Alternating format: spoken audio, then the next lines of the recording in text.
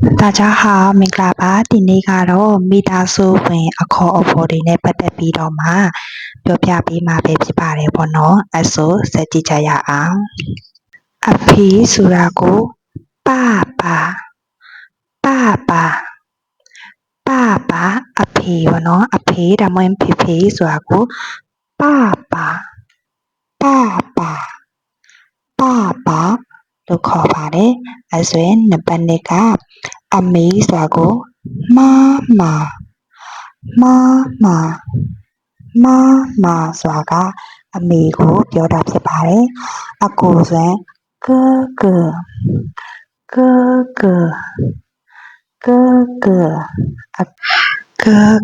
ဆိုတာကအကိုကိုပြောတာဖြစ်ပါတယ်အမဆိုလို့ရှိရင်တော့姐ဆိုတာကအမကိုပြောတာဖြစ်ပါတယ်အဲဆိုရင်ညီလေးဆိုတာ弟弟ပေါ့နော်ညီလေးဆိုရင်弟弟ညီလေးကို弟弟လို့ပြောတာဖြစ်ပါတယ်တစ်ခါလောက်တူတူပြန်ဆိုကြည့်ကြရအောင်ပေါ့နော်အဖေဆိုတာကို爸爸အမေဆိုတာကို妈妈အကိုဆိုတာက哥哥အမဆိုရင်姐姐ညီလေးဆိုလို့ရှိရင်弟弟ညီလေးဖြစ်ပါတယ်ပေါ့နော်အဲဆိုရင်ဆက်ကြည့်ကြရအောင်ညီမလေးဆိုလို့ရှိရင်妹ပေါ့နော်妹ညီမလေးပါညီမလေးဆိုတာက妹သားဆိုလို့ရှိရင်儿子သားကို儿子သမီးဆိုလို့ရှိရင်女儿ဆိုရင်သမီးဖြစ်ပါတယ်အဖိုးပေါ့နော်အဖေဘက်ကအဖိုးဆိုရင်爷爷အဖွားအဖေဘက်ကအဖွားဆိုရင်奶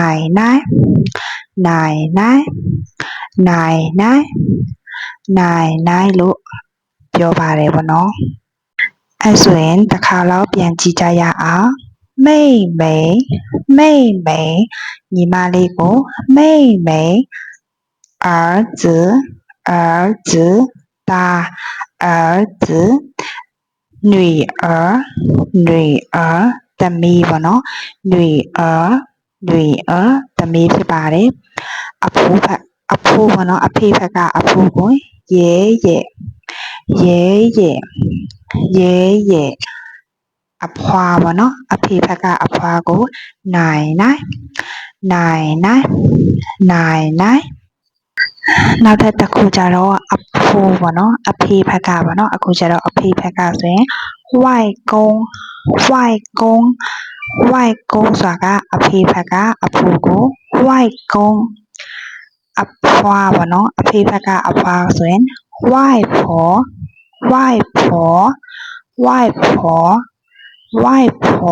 အဖွားပေါ့နော်အဖေဘက်ကအဖွားကိုပြောတာဖြစ်ပါတယ်အဲဆိုရင်ဦးလေးပေါ့နော်ဦးလေးအဖေရဲ့ညီဆိုရင်叔ဦးလေးပေါ့နော်အဖေရဲ့ညီကို叔လို့ပြောပါတယ်နောက်ထပ်နံပါတ်14ကျတော့ဘောပေါ့နော်ဦးကြီးအဖေရဲ့အကိုဆိုရင်ဘော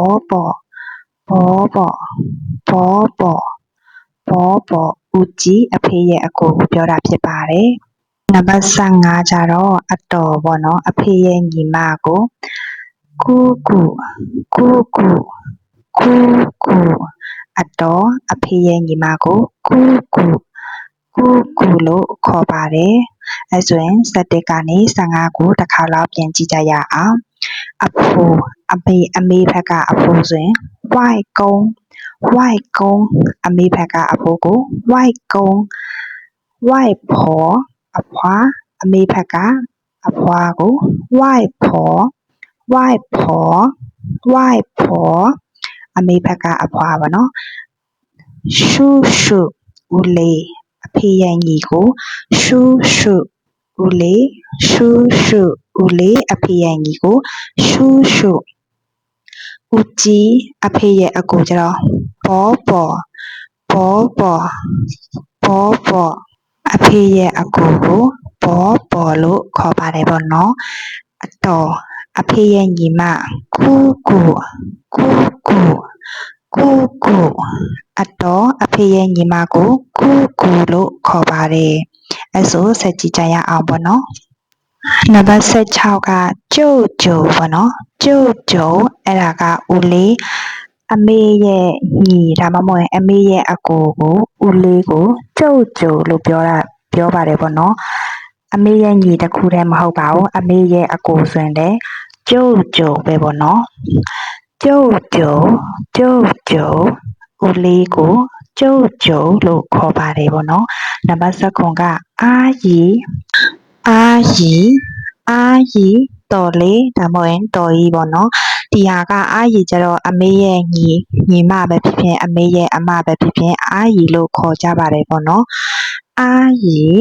အာကြီးအမေရဲ့ညီမအမေရဲ့အမကိုအာကြီးအာကြီးလို့ခေါ်ပါတယ်နံပါတ်18က表哥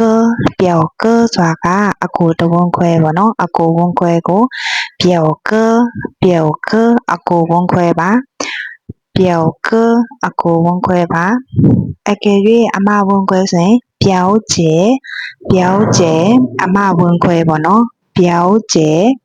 表姐ဆိုရင်အမဝန်းခွဲဖြစ်ပါတယ်表姐အမဝန်းခွဲပါ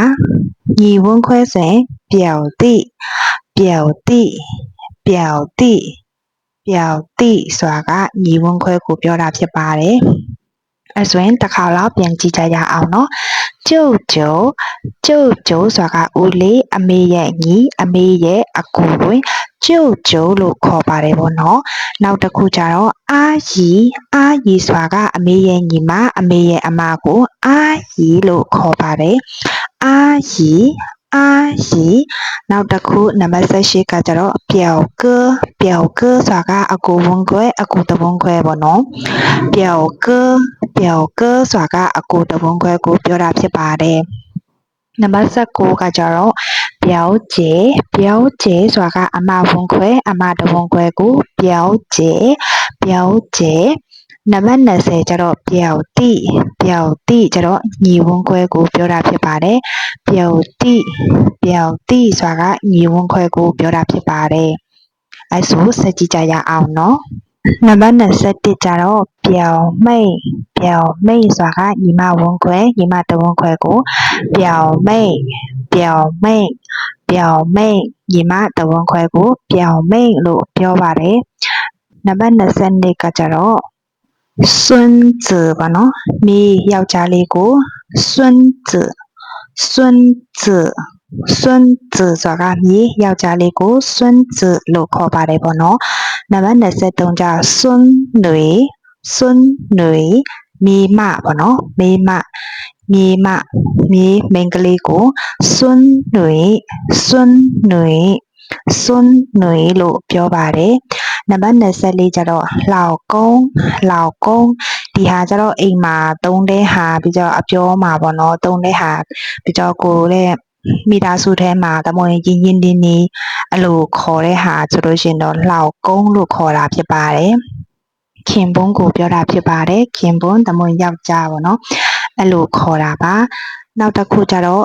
နံပါတ်25ကျတော့丈夫丈夫ကျတော့ခင်ပွန်းပဲဒါပေမဲ့သူကကျတော့အတုံးအများဆုံးကျရုံးတော်တွေမှာတရားရုံးဒါမှမဟုတ်စာရွက်စာတမ်းတွေစာရေးတဲ့နေရာတွေမှာသုံးတာများပါတယ်ပေါ့နော်